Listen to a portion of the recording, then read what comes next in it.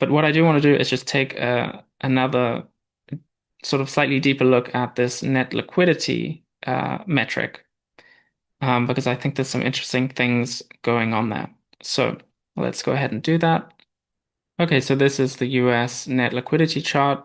I've also put the Bitcoin price here in red. And I just wanted to highlight a few interesting things. So first of all is COVID. You can see net liquidity went vertical here, and this is where the Federal Reserve in the US printed an obscene amount of money. And you can see that just went straight vertical. So I actually have the Federal Reserve's balance sheet up here. This is the balance sheet. So you can see it went from like, 3 trillion or so to 7 trillion and then it carried on increasing to about topped at about 9 trillion. Just completely insane. But anyway, what you can see, and this is back to net liquidity. What you can see here is the Bitcoin price movements kind of lagged this increase in liquidity.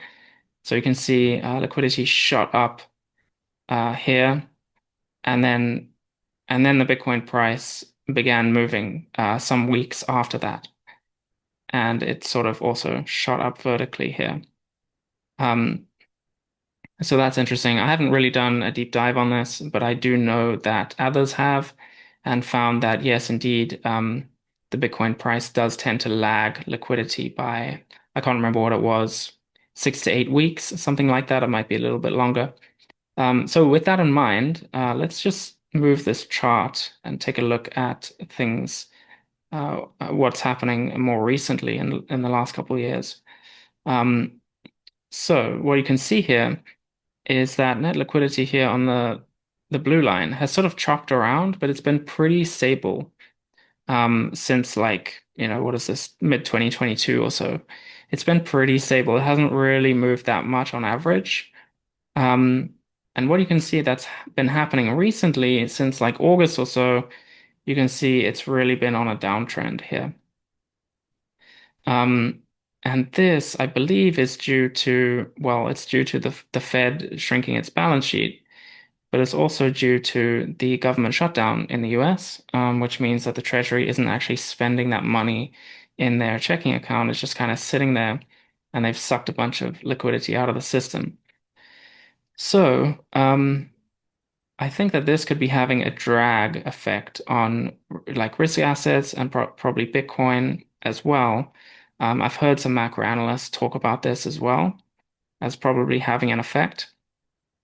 And as you can see, when this started dipping down, sometime afterwards, there was lag effect, and then we had this dip down in the Bitcoin price as well. So I'm not saying this has caused the dip down in the Bitcoin price, but I do think this is probably having a bit of a drag on the Bitcoin price. And until this situation flips, we might not see, things start to appreciate back up like we would expect in regular cycles.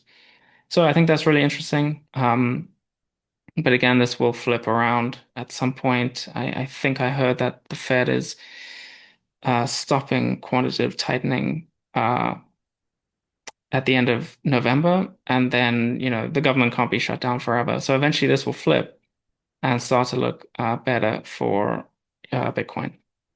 So that's it for this video. Again, I'm not an investment professional or a macro analyst or anything like that. I'm just somebody who finds Bitcoin very interesting and enjoys looking at data. So if you enjoy that too, please do subscribe and follow along, and I'll see you in the next video.